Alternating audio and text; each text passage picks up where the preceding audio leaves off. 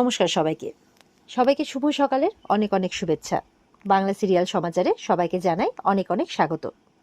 কথার আজকের পর্বের রিভিউ নিয়ে চলে এসেছি তোমাদের সামনে। তো আজকের পর্বে অগ্নি তো পুরো মির্চি বাবার সামনে তো বলছে যে সে তো তার অভিনয় চালিয়ে যাচ্ছে, আর বলছে যে আমরা কাল সকালেই কলকাতা ফিরে যাচ্ছি, ওখানে একটা গোপন শত্রুর সন্ধান পেয়েছি, এভাবে বলছে। কথা কিন্তু আড়াল থেকে সবটা দেখছে। তো বাসুগুরুজির ভাই যে, তো সে বলছে যে হ্যাঁ, যত তাড়াতাড়ি সম্ভব তোরা কলকাতাতে ফিরে যা, ওখানেই তোরা তোদের গোপন শত্রুর সন্ধান পাবি, এই বলে একটা সবুজ লঙ্কা অগ্নির হাতে দেয়। অগ্নি তো এরপরে চলে যায়। চলে গিয়ে ওরা আড়ালেই থেকে কিন্তু কথা বলতে থাকে। তখন বলছে যে অগ্নি বলছে, সত্যি তুই যে আমাকে আর কি কি করাবি, আমি জীবনেও যেই জিনিসটার কথা ভাবিনি সেটা আজকে আমাকে অভিনয় করতে হলো। তখন বলছে যে আপনি আমার কথা শুনলে অবাক হবেন। বলে কি আর অবাক হবো তোর কথা শুনলে, বল যা করছি আজকাল আমি। বলছে যে ওনার একটা বন্দুক আছে, তো বন্দুকটাকে বন্ধু শুনেছে অগ্নিবউ। বলছে হ্যাঁ, তো বাবার কি বন্ধু থাকতে পারে না নাকি, আশ্চর্য তো। বলে বন্ধু নয় বন্দুক। বলে বন্দুক ইউ মিন পিস্টল, তাই বলছে। বলে হ্যাঁ। বলছে তা এছাড়াও আমি ওনার ব্যাগে সিঙ্গাপুরের টাকা দেখেছি। বলে কি সিঙ্গাপুরের টাকা? বলে হ্যাঁ। বলছে যে ব্যাপারটা কেমন অবাক করা নয়? বলছে শুধু অবাক করা নয়, ব্যাপারটা তো মিলে যাচ্ছে। তো কথা বলছে, আপনি কি বলতে চাইছেন? তখন অগ্নি বলছে ইনি আর কেউ নন, ইনি হচ্ছেন, তখন কথা বলছে বাসু গুরুজি। দুজন মিলে অলরেডি বুঝে গেছে যে এটা হচ্ছে বাসু গুরুজি। এবার তারা বলছে এখান থেকে তাড়াতাড়ি বেরোতে হবে, না হলে কিন্তু এই জায়গাটা সেফ নয়, আমরা বরঞ্চ হোটেলে গিয়ে কথা বলি। তো ওরা হোটেলে চলে যায়। এদিকে বাসু গুরুজি ওর যে সঙ্গী আছে তাকে বলছে, বুঝতে পারছিস সেটা কে এসেছিল, চিনতে পেরেছিস? বলে না। বলে অগ্নিভোগ। তখন বলে ইস, হাতছাড়া হয়ে গেল। বলে এখানে কেন এসেছিল, নিশ্চয়ই কোনো মোটিভ নিয়ে এসেছিল। তখন কিন্তু সঙ্গে সঙ্গে রেচাকে ফোন করে জানায়। রেচা বলছে কি বলছো? বলে হ্যাঁ। আর জানানোর পর এদিকে তার চেলাটাকে বলছে অগ্নি এসেছিল, কথাও আশেপাশে আছে, যাও গিয়ে দেখো তাড়াতাড়ি। ততক্ষণে কিন্তু কথাটা পৌঁছে গেছে হোটেলে। হোটেলে গিয়ে তারা আলোচনা করছে। তো অগ্নি কথাকে বলছে যে দেখ, কোনোভাবেই কিন্তু একা কোনো প্ল্যান করবি না, কালকে সকালবেলা বসে আমরা সবাই মিলে কিন্তু একটা প্ল্যান করব, বুঝতে পেরেছিস? একা কোনো কিছু করতে যাবি না। আর দেখ, আমি এর আগে কিন্তু তোকে হারাতে হারাতে ফিরে পেয়েছি, আমি কিন্তু সেই সিচুয়েশনটার আর রিপিট চাই না। তখন কথা বলছে আপনি চিন্তা করবেন না পাচক মশাই, আমার কিচ্ছু হবে না, আমাদের দুজনের সাথ হচ্ছে অনেক জীবনের। তো বলছে দেখ, আমার এইভাবে না সিচুয়েশনটাকে তুই ডাইভার্ট করার চেষ্টা করিস না, যেটা আমি বলছি সেটা শোন। কালকে আমাদেরকে সবাই মিলে একটা সলিড প্ল্যান করতে হবে, আর কালকে একবার আমাদেরকে ত্রিলোকেশ্বরে সকাল সকাল যেতে হবে, এরকমটাই প্ল্যান করছে ওরা। কথা তখন বলছে আচ্ছা, মির্চি বাবা আপনাকে কি কি বললো? তখন অগ্নি বলছে মির্চি বাবা নয়, বল বাসু গুরুজি। তখন বাসু গুরুজির সাথে যা যা কথা হলো সেটা কথা জানাই আর কি। তো এবার কথা বলছে তার আমাদেরকে কলকাতাতে যত তাড়াতাড়ি সম্ভব পাঠিয়ে দিতে চাইছেন। অগ্নিও তাই বলছে হ্যাঁ, যাতে ওনার রাস্তাটা সাফ হয়ে যায়, আমরা যত তাড়াতাড়ি কলকাতায় যাব তত তাড়াতাড়ি ওনাকে আর ধরতে পারবো না, ওনার পথটা পুরো পরিষ্কার হয়ে যাবে। তো এটা কিন্তু কথাটা খুব ভালো করে বুঝতে পেরেছে। এদিকে কিন্তু বাসুগুরুজির ওখানে আবার সমস্ত গ্রামের মানুষরা ভিড় করেছে। তো প্রত্যেক দিন যেরকম যায় আর কি। তো বাসুগুরুজি কিন্তু আবারও রেচাকে ফোন করেছে।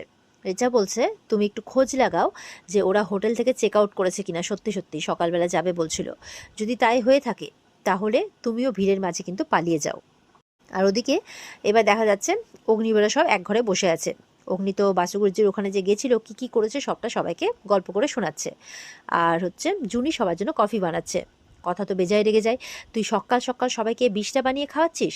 জুনি বলছে সবাই বললো কি করব বল। বলে না করতে পারলি না? বলে ওরকম মুখের উপর না করা যায়, বলে করতে হবে, 100 বার করা যায়।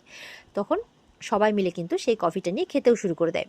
অগ্নিকে বলছে এতগুলো কথা বললাম তাও আপনি শুনবেন না, তাই না? তখন জুনি ঋতু এরাও খাচ্ছে। ঋতুকেও বলছে কী রে, একদম মনে সুখে খাচ্ছিস? বলে শোন, প্রত্যেক দিন একই জিনিস করিস না তো, একটা দিন খেলে কি হবে এমন শুনি। তখন অগ্নি বলছে বুঝবে না, যার মাথায় 24 ঘন্টায় গাছের সাইন্টিফিক নাম আর ওই কি বলবো এজেন্টগিরি ঘুরে বেড়াচ্ছে, সে কোনোদিনও এর সুখ বুঝবে না। তখন বলছে হ্যাঁ হ্যাঁ, আপনি তো প্রত্যেকদিন কেজি কেজি কফি খান। কি আমি কেজি কেজি কফি খাই? কি বলছে রে? দেখ আমি বলে কেজি কেজি কফি খাই, তাই বলছে। এবার সবাই মিলে একটা প্ল্যান করে, অগ্নি বলে যে ম্যানেজারকে ডেকে নিয়ে আসতে। তো ম্যানেজারের আসতে আসতে একটু সময় লাগবে, ততক্ষণ কিন্তু তারা তাদের প্ল্যান প্রোগ্রামটা সেরে নিচ্ছে।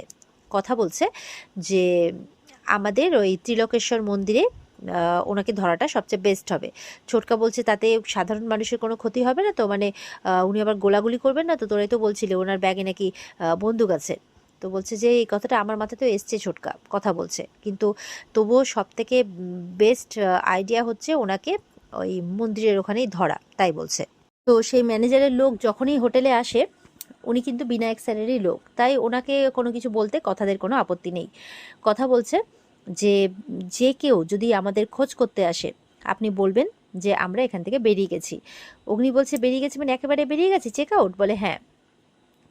কথা বলছে যে বাসু গুরুজি কিন্তু খুব ধুরন্ধর লোক, উনি যখন বলেছেন আমাদেরকে চলে যেতে কলকাতায়, তখন উনি কিন্তু খোঁজ খবর অবশ্যই করবেন যে আমরা সত্যি সত্যি গেছি কিনা। তাহলে উনি ভাববেন যে ওনার পথটা পরিষ্কার হয়ে গেছে আর আমরা সেই ফাঁকে ওনাকে ধরে ফেলবো। তো উনি বলছেন কি, মানে মির্চি বাবাকে ধরবেন আপনারা? কথা বলছে দেখুন, আপনি তো বিনায়ক স্যারের লোক, তাই আপনাকে বলতে কোনো দ্বিধা নেই, তবে আপনাকে বাকিটা আমরা সব পরে বুঝিয়ে বলবো, এখন আপনাকে যেটা বললাম সেটাই করবেন। অগ্নি বলছে হ্যাঁ, মেন কথাটা কিন্তু অবশ্যই মাথায় রাখবেন, যে কেউ এসে বলুক না কেন, আমাদের খোঁজ করুক না কেন, আপনি বলবেন যে আমরা চেক আউট করে কলকাতা ফিরে গেছি। তো উনিও সেই মতো করে শুনে হ্যাঁ বলে সেখান থেকে চলে যান। এবার দেখা যাচ্ছে যে সত্যি সত্যি মির্চি বাবা তার চেলা চামুন্ডাকে পাঠিয়ে দিয়েছে। তারা এসে খোঁজ খবর করছে, কালকে যে কলকাতা থেকে মানে আপনাদের এখানে যে লোক এসছে, মানে তারা আমাদের ওখানে গিয়েছিল তো মির্চি বাবার সাথে দেখা করতে, তো উনি আবার এখন ওনাকে নিয়ে যেতে পাঠিয়েছেন। তো কি জানি কোনো হয়তো কিছু বলার আছে। তখন বলছে মানে ম্যানেজারের লোক তখন, এ বাবা আপনারা তো তাহলে লেট করে ফেললেন, ওনারা তো একটু আগে বেরিয়ে পড়েছেন, পুরো চেক আউট করে গেছেন। বলে কি চলে গেছেন? যা, বাবার সাথে তাহলে আর দেখা হলো না। বলে হ্যাঁ, কি একটা মিস করে গেল বলুন। এই বলে ওরা চলে যায়। তো এবার সেই মতো করে সেই বিনায়ক স্যারের লোক কিন্তু অগ্নিবোধে জানিয়ে দেয় যে ওরা খোঁজ নিতে এসেছিল, আমি কিন্তু সেই মতো করে বলে দিয়েছি আপনারা বেরিয়ে পড়েছেন। তো এবার দেখা যাচ্ছে যে পরদিন সকালে কিন্তু কথা আর তার পুরো টিম চলে এসেছে ত্রিলোকেশ্বরের মন্দিরে। এখানে এসে সবাই মিলে মানে ভালো করে আশপাশটা দেখছে। এত বড় ত্রিশূল দেখে তো প্রত্যয় বলছে এত বড় ত্রিশূল আমি এর আগে কখনো দেখিনি। কথা বলছে এখানে এই ত্রিশূলকেই পুজো করা হয়।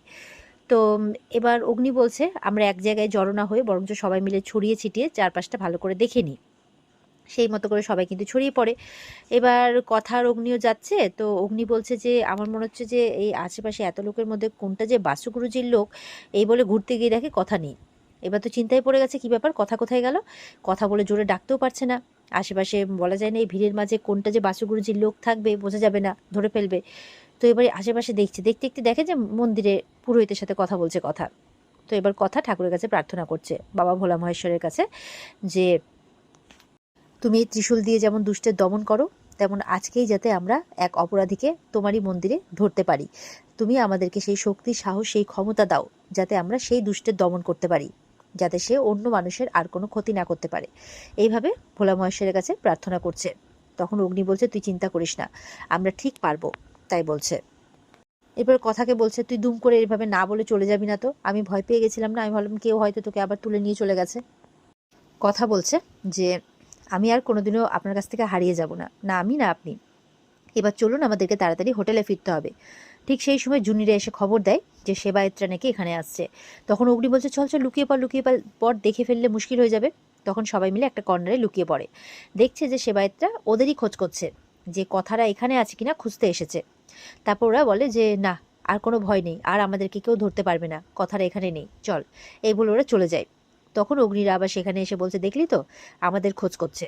কথা বলছে তার মানে আমাদের উপরে সবসময় নজর রেখেছে, আমাদের এই মুহূর্তে হোটেলে ফিরে যাওয়া উচিত, আর যা পরিকল্পনা আমরা ওখানে গিয়ে করব। আমি এই জায়গাটা ভালো মতো করে দেখে নিয়েছি, সেই মারফত আমরা পরিকল্পনা করে ফেলবো। আর এটাই সেই জায়গা যেই জায়গাতে কিন্তু ওনাকে ধরাটা খুব সহজ হবে। এই বলে তারা আবার হোটেলে ফিরে যাচ্ছে আর কি। আর এখানেই আজকের পর্ব শেষ হয়ে যায়। তো বন্ধুরা, এই ছিল আজকের পর্বের রিভিউ। কেমন লাগলো কমেন্ট করে জানাবে।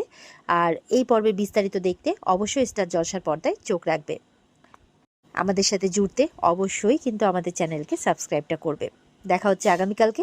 সবাই ভালো থাকবে। টাটা।